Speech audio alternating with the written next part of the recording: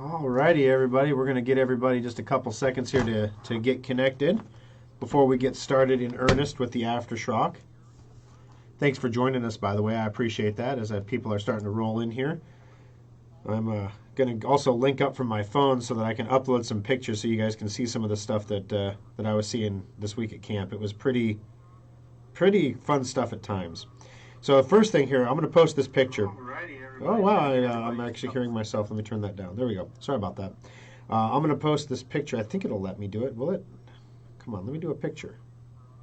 I can't post a picture as a comment. Sometimes you think Facebook is super cool. But nope, I can't. That's ridiculous. Grr. All right, so anyway. Last week, obviously, as you know, there wasn't an After Schrock and there was no video of the show because I wasn't actually in the studio. I recorded that show, which is why, for me, it feels like I've been gone for a long time. It's only really been about 10 days, but it feels like an eternity. Also, we have a number of people that can post to our Facebook page within the company, but I'm the one that is kind of like the driving force. Like, hey, there's a story about Patch Tuesday. We need to put a post out and remind people to reboot their computers. That all happened last week, and I wasn't able to get a consistent connection to the internet to post those things. So, it honestly wasn't on my mind. So I was living in a tent for a week at Many Point Scout Ranch in northern Minnesota. And I have to say that the air quality up there was a lot of warnings. My wife was really concerned about it. And you might be able to still hear that I'm pretty congested. But there's a huge wildfire all weekend long, just as a joke, I've been calling it Canada. So there's a huge wildfire in Canada, and the smoke from that, it was drifting over many points. So like the sun was like an orange orb in the sky at times. The moon was blood red every night. So it was kind of a post-apocalyptic camp situation. You couldn't really smell the smoke in the air, but you could see the haze over the campsite, so you knew it was in the air. So we were kind of living in that for a week. My body is still kind of recovering from that. Let's see. Let's welcome everybody in real quick here. Good morning, Mary. Deborah, good morning. Yeah, I drove right through South Dakota. I'm not sure where Pierre is, but we went obviously from Nebraska through South Dakota. We went through the Sioux City area and Sioux Falls. And then we went through North Dakota, obviously, through Fargo. We ate at Rhombus Guy's Pizza in Fargo. It was pretty good. That was a place I'd recommend. It was good stuff. And then we, of course, went up to Many Point Scout Camp in northern Minnesota from there. Can you give an update on Bitcoins? Yeah, I can talk about some Bitcoin stuff a little bit. So anyway, at camp, we're chilling out at the campsite, right? It's like the second to last day. Yeah, maybe it was the last day. I don't remember. And we're just chilling out, sitting there, as an adult leader, like you make sure kids get to their things, and then there's nothing to do. So the last day at camp, I actually put 18 miles on my feet because there's nothing to do but walk. So I was walking. I walked like Jesus, I was like, I'm walking. And, each day I tried to just personal challenge, like I want to do a little bit better. I started around 12 miles. 10 miles is kind of the natural getting to and from everything at camp. You're going to walk about 10 miles in a day. So it was like, first day was like 9.8, then it was 12, then it was 13, then it was 14. And I was like, I got to do 15, but then I failed at 15. I didn't get up to 15. So the next day I said I need to do 16, and I need to make up the 2 miles short I was yesterday, which put me at 18. So anyway, walked 18 miles on Friday. We were sitting at the campsite at one point. Excuse me if this congestion is real. And this ginormous snapping turtle just comes walking down the hill. And we're like, there's a lake, but we're not really close to the lake. So this thing was really far from the water, which was kind of weird, but okay. And I would have to say the turtle, it was bigger than a dinner plate. Its tail was about yay long with spikes. Like it looked like a dinosaur tail. It was really cool. Its neck was this big around. And so me and two scouts are sitting there, and we see this thing. And Fred's tent has the rain flies zipped up, so you can't see the interior door. And this thing goes underneath the rain fly and just doesn't come out. So we're like, it's either chilling in the shade or it's inside your tent, Fred. Did you close your tent zipper? And he's like, I don't remember. Well, eventually the giant snapping turtle comes out of Fred's tent, continues on to one of the other adult leaders' tents, and proceeds to crawl between the fabric of the tent and the supporting pole. It goes between the two. And I'm like, oh, this turtle's going to shred that tent. Oh, no, we were watching. But it was really interesting. So I'm Googling facts about turtles while I'm sitting here because, can it hear us? Can it see us? Like, why does it stop moving and just stand still for like 10 minutes and then start moving again? Well, it had its head up in the air and its throat was bulging. It wasn't just breathing. That's how it smells. Turtles smell under their chin. It's like, oh, it might smell us, but we were downwind, so I'm like, it can't really smell us. But they can see, but I didn't realize that turtles can see ultraviolet light. So they actually can see more colors than a human can. I don't know how they determine that, if they ask the turtle or what, but, apparently they can. So the turtle, but it sees better underwater than out of water. Again, I don't know if they took a poll of turtles and that was the predominant result of the poll, or maybe it was scientifically tested with a turtle maze. One was underwater, one wasn't. There was seaweed at the end. I don't know. So we're watching this turtle go through, and the ears, they can't hear us, though, because ears are inside the turtle's head. They're closed in. So they have ears, they have hearing organs, but they can't hear very well because the sound waves can't, you have to be very loud to like audibly disturb a turtle, or very close. So anyway, we're watching this turtle. That was pretty interesting stuff. Camp winds down, final meal, final dinner meal. We're like, okay, great. And I'm thinking, all right, I am going back to civilization next week. And my fitness chart looks like this, and then at camp it goes like this, and it levels out, and then it's going to go wham again when I get back home. And so right now I'm eating the 3 meals a day and burning 5,000 calories a day walking around. I've got to stop eating so much now so that my body can figure out the new equilibrium here when I get home. I could just work out, right? But that's too much work, So I have other things to do while I'm at home. I got to post to Facebook about Patch Tuesday. So anyway, so I cut the Rice Krispie treats. I don't need that. Here's we're gonna have a meatball sub. I'll have some meatballs. I don't need the bun. That kind of thing. And you're trying to shed a few pounds. I don't want to be the fat computer guy, right? So I'm doing this throughout the day, feeling pretty good about it. Got myself down to about 1,200 calories that day. Burned about 5,800 calories that day. So I was pretty hungry. And then out of nowhere, one of our adult leaders develops a spontaneous tear of his retina. There was no event. There was no, he didn't get hit in the face with a volleyball or something. It was just, suddenly he was seeing like spider webs and floaties in one eye. He thought his contact lens was messed up. So he cleans it, puts it back in. It doesn't get better. In fact, it starts to get worse. He goes to the health lodge. They look at his eye. They say, we can't get a clear visual on your retina, so you need to go to a hospital or somebody, or an optometrist or somebody that can actually look at this. We're not qualified to do that here. So your choice is 6 hours to Minneapolis or 8 hours to Omaha. Well, we're not going to drive to Minneapolis, right? So we were supposed to leave the following morning, Saturday morning. And drive home Saturday, which would get me home in plenty of time to get a good solid 5 hours of sleep so that I could be here bushy-tailed this morning to do the show live. It must be a building-wide internet drop. All right, it appears that we are back with you again here. Apologize for that.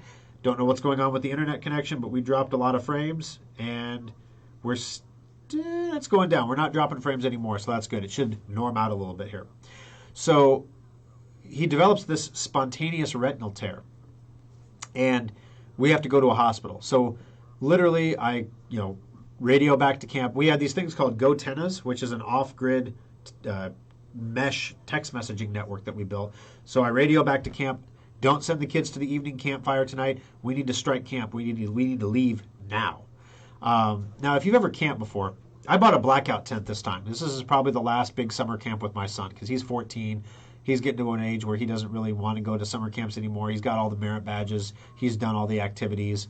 He'd rather just stay home and talk to his friends and play Xbox than go do this stuff. So, and my Lou is, only 3, so I've got a little bit of time before Cub Scouts fires up here. So, this might be the last big opportunity I have to camp with my son.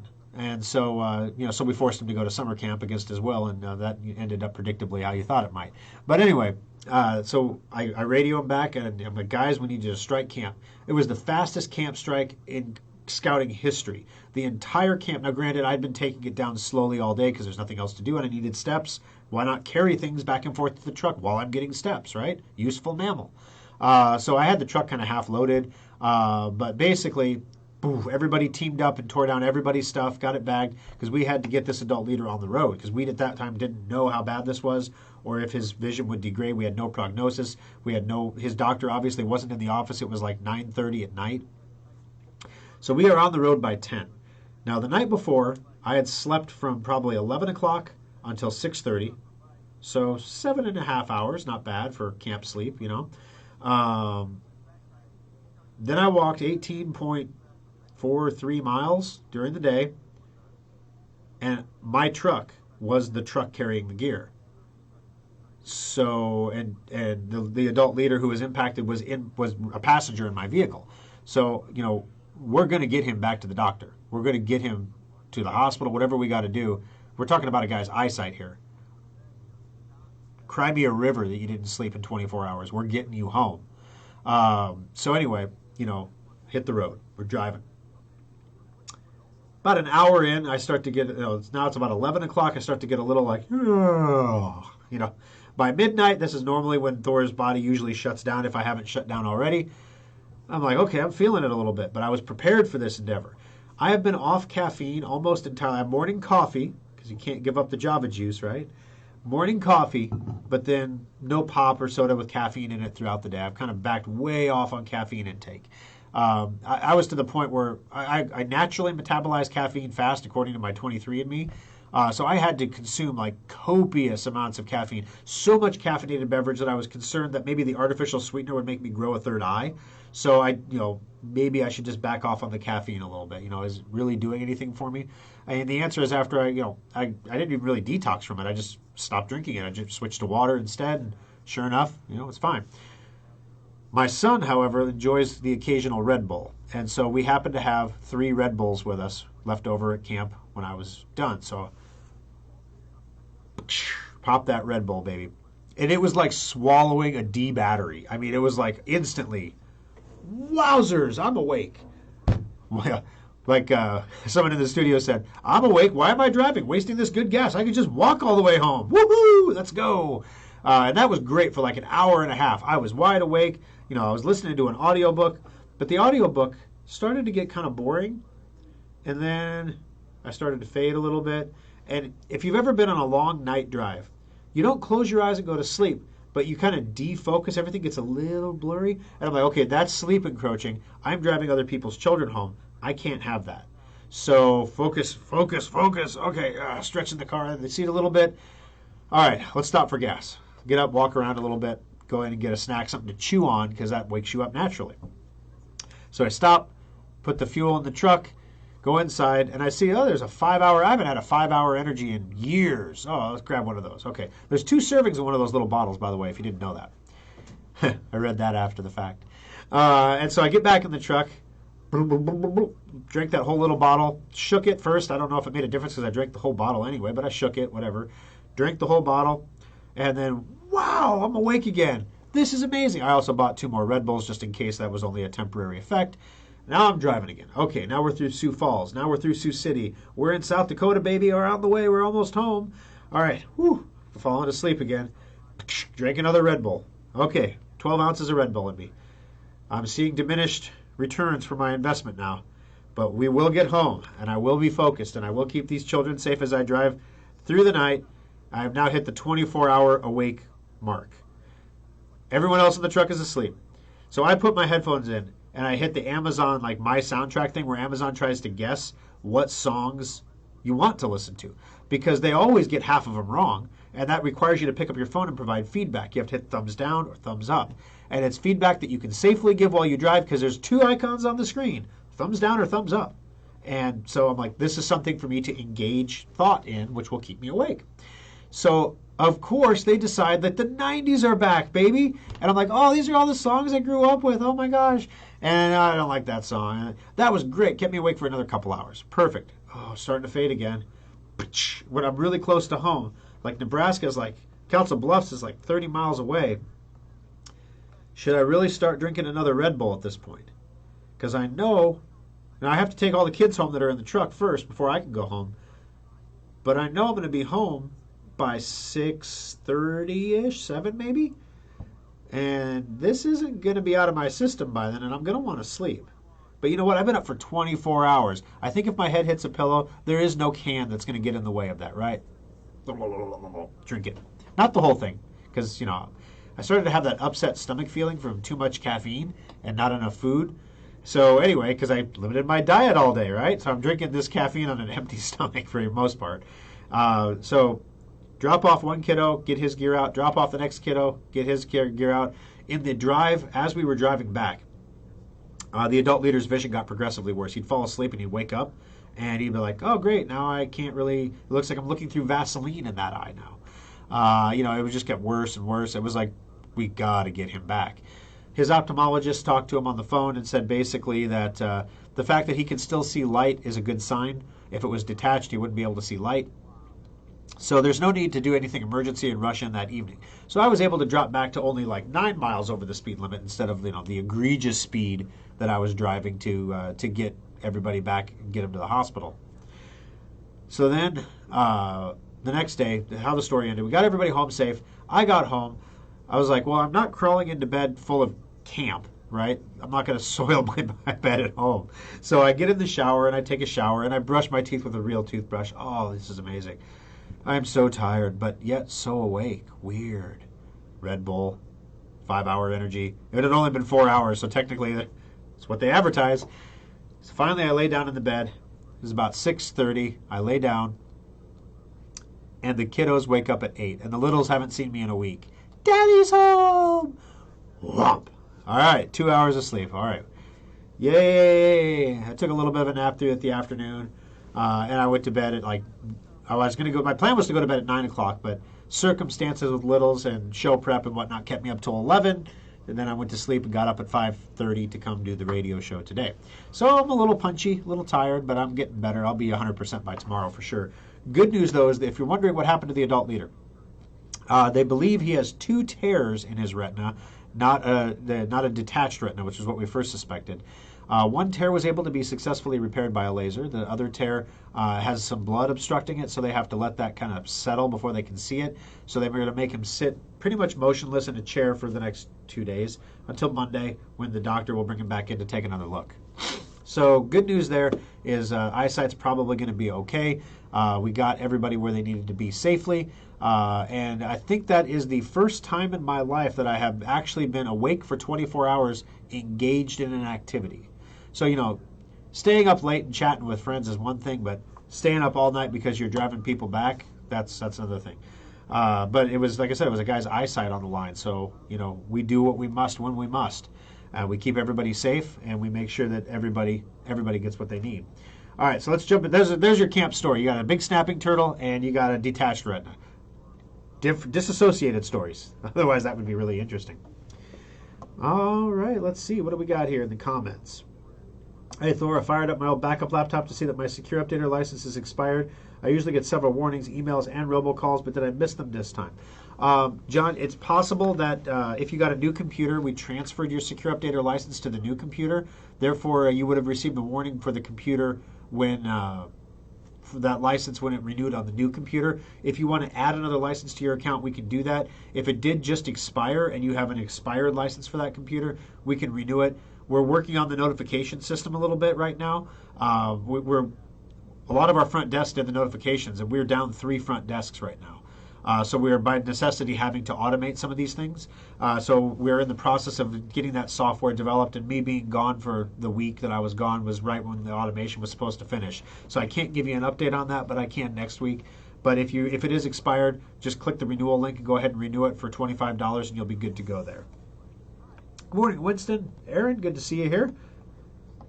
Aaron says, I'm handicapped. I walk with a walker. I'm lucky if I get more than 1,100 steps in. Well, if you actually have, 6 feet? So 1,100 times 6, right? It counts as steps. I don't know. I'm just saying. All right, let's see.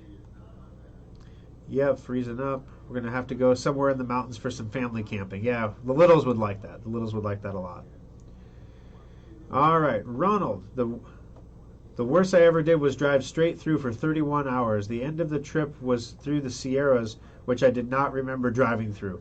Yeah, that's what I was afraid of because, my wife and I went to the whole family went to South Carolina, to Charleston for vacation just about a month ago.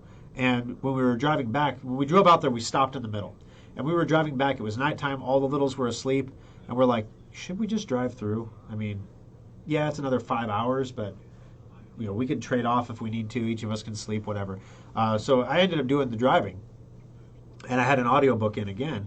And it was an interesting book, so I was listening to it, right?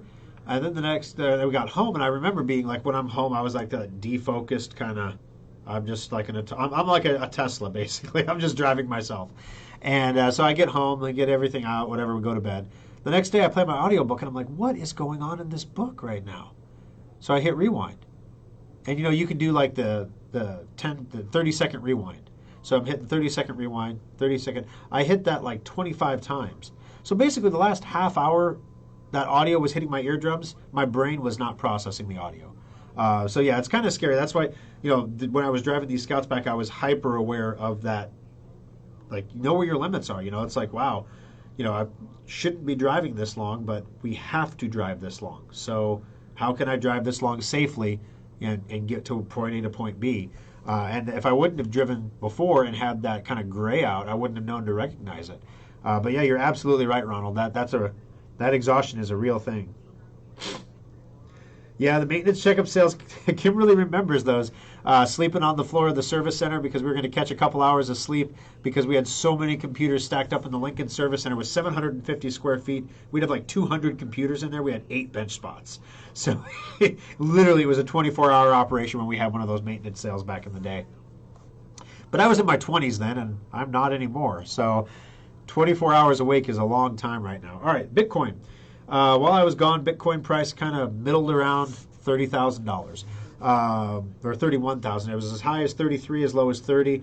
At this moment, Bitcoin is $31,677, which is pretty bleh. It's not really going up, not really going down. There's a lot going on there. Now, the thing that I'm watching, however, is the Bitcoin price is staying steady while fundamentals for Bitcoin have been deteriorating. What fundamentals am I talking about? Network processing capability. We just had another difficulty adjustment, which pushed us down another 6%. What that means is yesterday it got 6% easier to mine Bitcoin than the day before. And there's a difficulty adjustment about every 2 weeks. Why are we seeing this? China basically banned Bitcoin mining. So all the miners in China, which had almost 50% of the world's Bitcoin mining power, have packed up their rigs and are shipping them to other countries. Well, you can't just drop a Bitcoin rig and plug it into the wall outlet in a house. You need huge power for these things. It's a shipping container full of miners, and they need a lot of power, industrial power. So you got to get an electrician, you got to get a space, and you have to deal with the thermals, and you have to deal with the audio, the fan noise. All that's got to be managed, right? That stuff doesn't just happen overnight.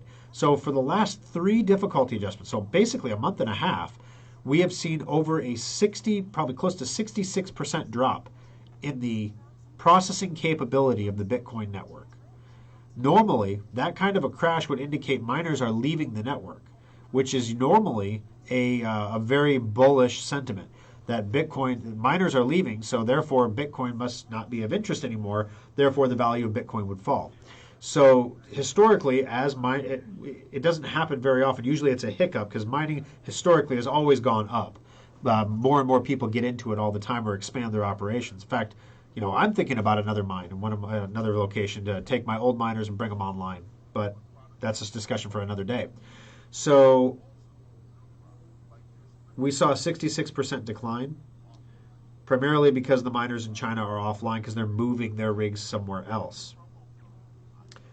Today, for the first time ever, it says the next difficulty estimate, which is set to be in 12 days, 22 hours, is positive 0.5%, 0.54%. That's the first time it's been positive in a month and a half. That is an indicator to me that these miners have successfully relocated some of their rigs and they are starting to come back online. And as that happens, you're going to see the difficulty rocket back up to where it was before.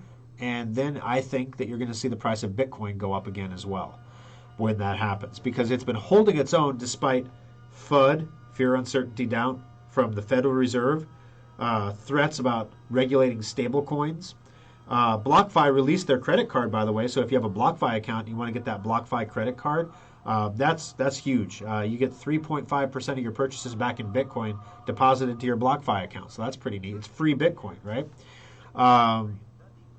Turns out we have a little scout. Well, I shouldn't say a little scout. He's about 13, and he wants to get into Ethereum mining. He wants to build a graphics card mining rig. And he went to his dad, whose dad is kind of an engineering mind, and says, "Dad, I need like $5,000 to build this rig." And his dad's like, "Whoa, whoa, whoa!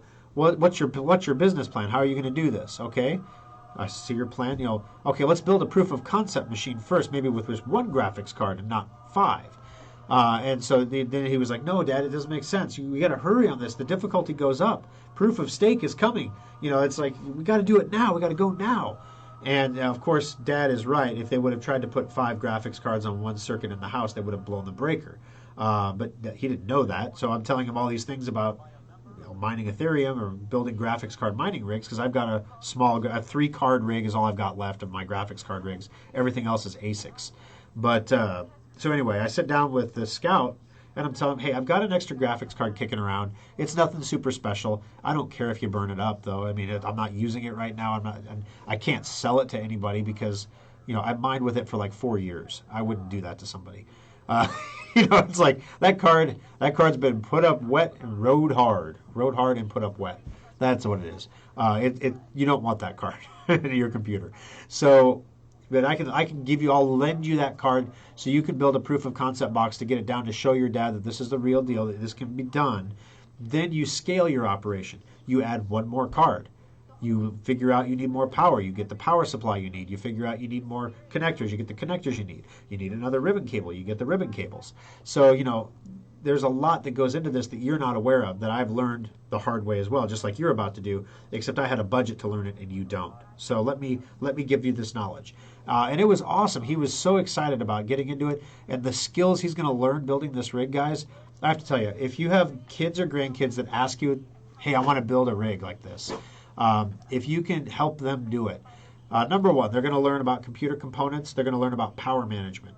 They're going to learn about wattage and amperage. They're going to learn about software. They're going to learn about Linux. They're going to learn about customizing settings in software.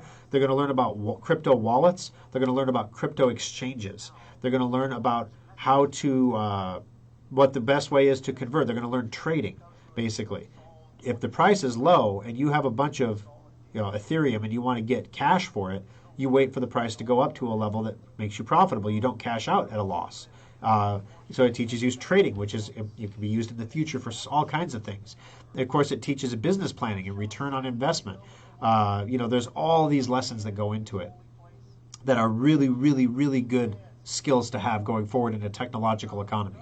These are the kind of things that parents just either don't. They assume the school is teaching their kids these kind of things, but I'm telling you guys, the school is not. The school is not teaching. Now, I have a special needs kiddo, so that might color some of what my daughter gets taught. But when I've done the watchdog thing where I go stand with the class or whatever, stand in the room and help out, be the helper that day, they're teaching them, that this was first grade too, so keep in mind they're teaching them their letters, they're teaching them how to sentences and things like that, and math, and they're doing the basic stuff, and they're singing songs and doing things. I'm not seeing the CRT and all that stuff at that time anyway in the school, but they're not teaching kids entrepreneurism. They're certainly not teaching them how to build mining rigs in science class.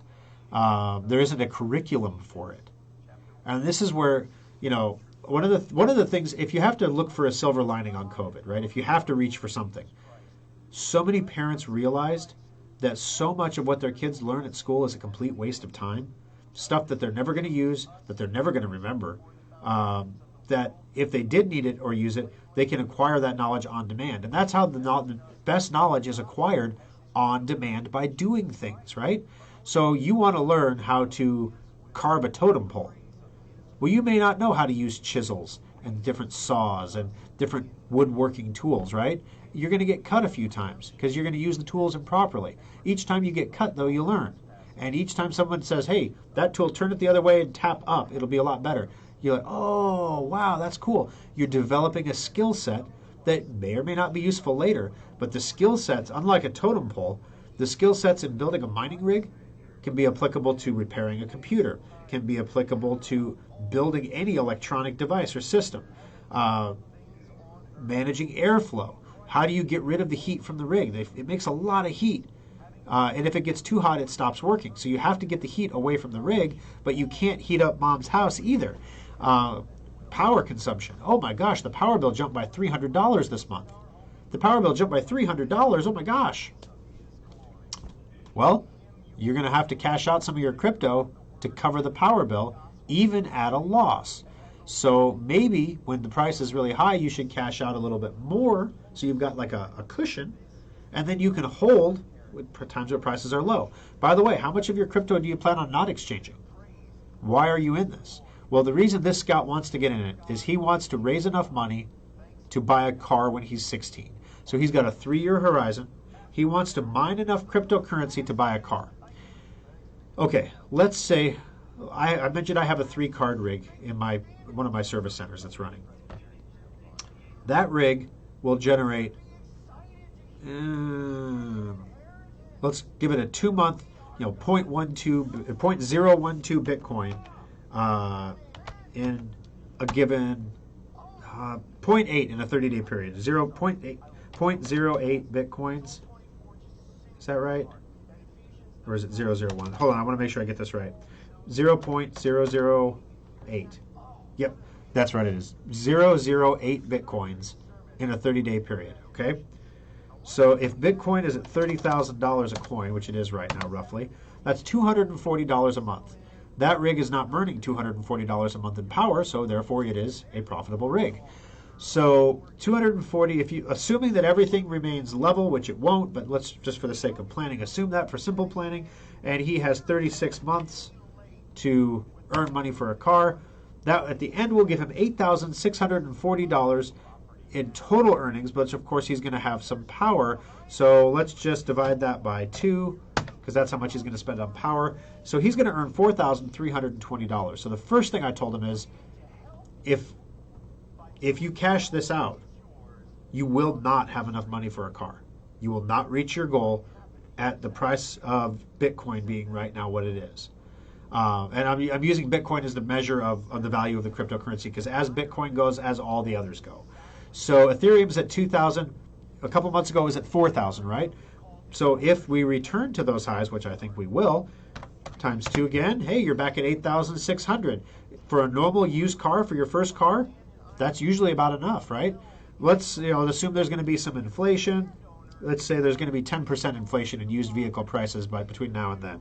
So we'll take that times 0.9. You'll have $7,700 toward a car. That's pretty cool stuff, right? And that's assuming everything works as it's supposed to work, and he only cashes out what he has to cash out, and he doesn't spend any of that money on anything else, and he doesn't save any money from odd jobs, which this kid's an odd job machine, right? He's just one of those motivated kids in life. Yeah, I told his dad he could do it. Mathematically, it's possible.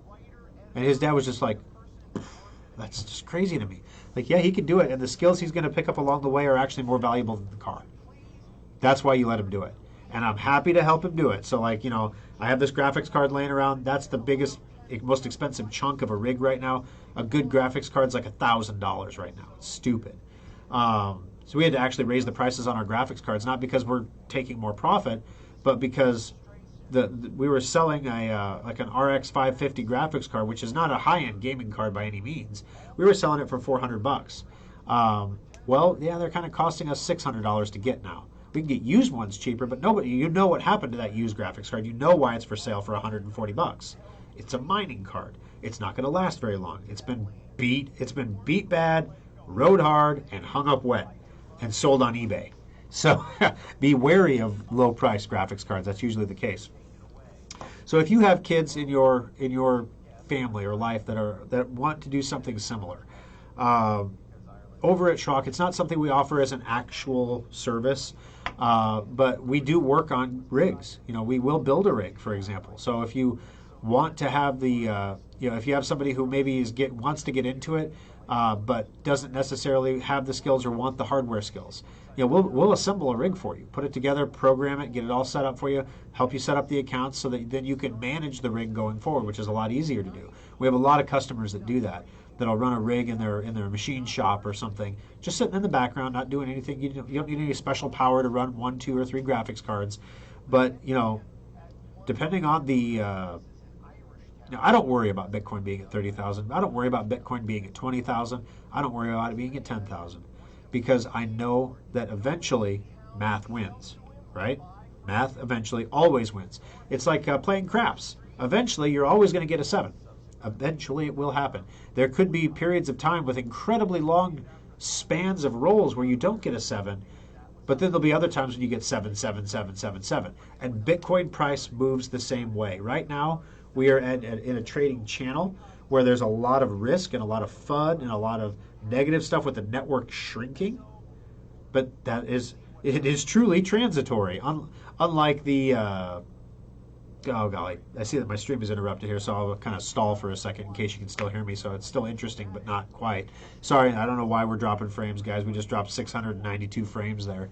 If we only dropped 1.7% of all the frames we've sent, though, so somewhat stable, but not quite. So anyway, math always wins in the end. So the price of Bitcoin is going to move the same way. It's trading in a steady channel right now. It could go down further. It might. But when it moves up, it is going to move up fast and aggressive, and it's going to burn a lot of people who are trading, who are trying to trade inside that channel to grow their Bitcoin wealth. My personal reason I don't trade, as soon as you get comfortable in a channel, the channel changes. So it'll go up from 30,000 to 45,000. And you sold it, you thought 33 was the top, so you cashed out at 33 into stablecoin, and you missed that whole move to 42, right? So this is like, what do they call that? Penny wise and pound foolish. If you believe Bitcoin is going to go to 60 or 80,000 by the end of the year, what are you doing putzing around in and out of stablecoin? Stop doing that. It's like licking a wire to see if it's electrified. Don't do that. Just stay in the Bitcoin. Your gains will be massive. You can make them slightly more massive with more risk, but you're already in Bitcoin. If you want more risk, go skydiving. It's like, just chill. Just chill with the Bitcoin. Let it do the work for you. Because, again, assuming the predictions are predictions, right? Historically, Plan B's stock to flow model has tracked Bitcoin continuously, accurately. There were times when Bitcoin's price did deviate from the stock to flow chart. Crypto winter, for example, when it was stuck below $20,000, sometimes below $5,000. But then it corrected eventually. It got back up to the trend line again, and if you logarithmically draw the line, you will see it's following the trend line, even though there are huge fluctuations in price. So the trend line, the logarithmic trend line says, based on the availability of Bitcoin, we should be at $150,000 to $250,000 by the end of next year. And by 2025, we should be at $1 million. The chart doesn't go beyond that. So if that chart holds true, you will be absolutely kicking yourself for trying to trade Bitcoin, jumping in and out of Bitcoin right now on a day-to-day basis if you miss one of these upward moves. Because the objective is not, this is what I was trying to explain to this scout's father. He's going to do this and he's going to fall in love with doing this, right? He's not going to want to change the crypto into dollars at the end. It's the natural progression of everybody who mines cryptocurrency. How much can I keep in crypto because I believe it'll be worth more tomorrow? So it's kind of like the opposite of the dollar, right? I believe it's going to be worth less tomorrow. Therefore, the prices of everything tomorrow will be higher, so I better buy it today. Crypto, it's the opposite. I better not spend my crypto now because I believe I'll get more dollars for it in the future. I'll be able to trade it for more goods and services in the future than I can today because its acceptance is going to grow, especially once Square comes out with crypto payments on all those Square devices that process payments for small businesses everywhere will be able to accept crypto payments like that and have them instantly in their accounts, instantly converted into cash, which is the big problem that businesses have. Businesses can't pay the electric bill in crypto. They got to have cash. So having a system where a customer can pay you in whatever crypto, they can pay you in Dogecoin, they can pay you in Bitcoin, they can pay you in Ethereum, whatever they want, and Square just converts it into cash and deposits it into your account. That's what's coming, guys. When I was on the East Coast, there were Bitcoin ATMs everywhere where you could slide in your card basically and have money, have your cryptocurrency changed into dollars and deposited into your bank account. It was like a digital ATM that put money in your bank account from crypto. So it was pretty cool stuff that's coming down the line. I think it's going to be awesome. So I said at the end, he's not going to want to buy the car. He's going to want to keep the crypto. He's going to want to work more. As the more he does this, as he sees that crypto balance build, you're watching it go up by 0.008 Bitcoin per month. It's like watching a snail grow. It's not fast. The last thing you want to do is spend half a Bitcoin after accumulating it for 3 years and have zero, right? You get addicted to watching it and having an asset that you own that's appreciating in value. So then I say, well, what he should do is take his earnings and deposit it in a BlockFi account where it earns monthly compounding interest. Now you're teaching him that's about the same savings rules that we learned as kids, that compounding interest is the most powerful force on the face of the earth, and it can make a poor man into a rich man given enough time. That lesson has been lost because the Fed has destroyed savings. Now the only place you can get a return is the stock market, which is where the returns are up, or in crypto, which is why they want to regulate stablecoins. They can't. My stablecoins are earning like a 6.9% interest rate right now. And I can take them out. They're not locked up. I can take them out anytime I want. Where else in this world can you get, when I say safe, it's crypto, so there's always a risk, but it's not FDIC insured and everything, but safe as in tomorrow the stock market could completely crash. Well, yeah, tomorrow it could. Monday. It could completely crash. You could lose half your money. But that's not FDIC insured either. But it's been around long enough that people are just, well, that's where you got to put your money, right? That's where your retirement's got to go. I'm not saying put your retirement in crypto, because they can crash just the same. But I believe that on the long timetable, I am going to be 45 years old in November. So I have some time before I'm retiring, right? I believe by the time I get to retirement, I will be glad that I held the Bitcoin, right? By the time I'm going to cash it in, or, how is the government going to handle inheritance tax on Bitcoin? I mean, we did this one a couple weeks ago, that Bitcoin is freedom money. You give your wallet key to your kid. Nobody knows you did that. It's going to get to the point where you're going to have to report how much Bitcoin you have, and they're going to want to trace it and track it, because a lot of people think Bitcoin is this, Wild West anonymous money that no one can trace. Bitcoin is extraordinarily traceable. In fact, there's a blockchain that records every single transaction and every single wallet address. So if you know a person's wallet address, therefore you know how much Bitcoin they have. That's why people say generate a new sending and receiving address every time you do a transaction, because if you use the same one over and over again, it is extremely traceable. But at the end of the day, they all go back to the same wallet, guys. So it's not nearly as scary as the government makes it out to be. That's why they were able to track down some of that money from the supply chain hack earlier on the pipeline. So anyway, so there's your Bitcoin update. So hold on to the coin. Don't freak out. Don't panic. Don't trade it, especially when it's low. Don't trade it when it's low, because it's going to, when it does go back up, it's going to rocket. Next difficulty adjustment is going to be in about, 10, 12 days. When that starts to happen, if I start to see a 20% uptick, then I know those miners are coming back online. We maybe have 3 of those upticks before we're back to normal, and then we should and it'll take time for people's emotions to catch up with the facts. But right now, as that leading edge, we're seeing for the first time a positive jump in the Bitcoin processing network since China banned mining. China literally blocked their entire country out of this industry. It's unbelievably amazing opportunity for America. Unbelievably amazing.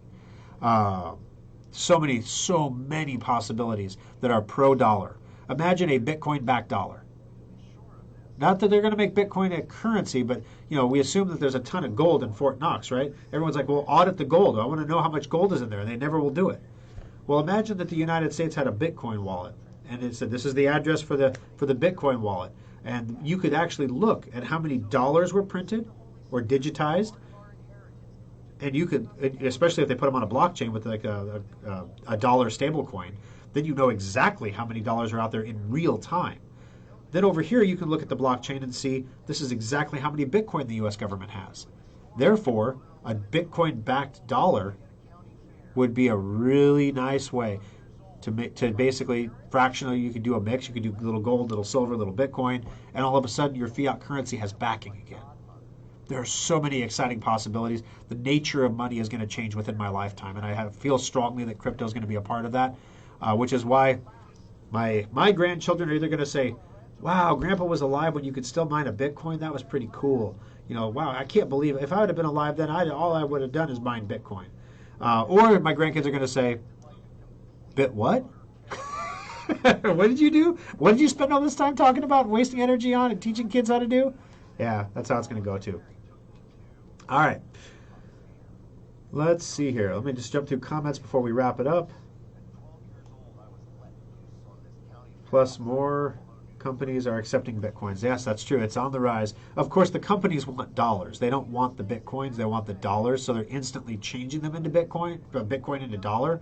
But having them as an accepted payment method is something huge. Another thing that people don't realize is around November, the Taproot update to the Bitcoin network is going live, which is going to allow smart contracts on the Bitcoin network. You've heard me talk about Bitcoin and you've heard me talk about Ethereum. The one thing that Ethereum can do that Bitcoin can't do is smart contracts. You can use it to form digital agreements, basically, or if-then statements. Can't do that with Bitcoin. Taproot's going to change that. You will be able to in November. It's going to take time for everybody to learn how to do it, figure it all out, but you could have decentralized finance moving away from Ethereum and into Bitcoin. So I still hold some Ethereum, but I hold a lot more Bitcoin. Because as goes Bitcoin, as goes the market. So that's where I would recommend you be too. I'm going to start screen capping all the goofy expressions on Thor's face every time the video locks up. Yeah, that's fine. That's what the guys do when they post the videos. Go check out SchrockInnovations.com and click on radio show and then look at all this. It's like, they find like the stupidest moments and they capture those and use those as the thumbnails.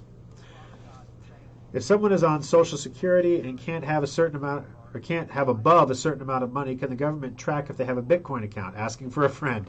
Well, the government is going to ask you to self-report your Bitcoin account on your tax return. In fact, you were supposed to do that on your 2020 tax return if you had a Bitcoin wallet. So basically, if you lie, you're committing perjury. And if you ever have, you're going to have to acquire the Bitcoin somewhere to have it in a wallet, right?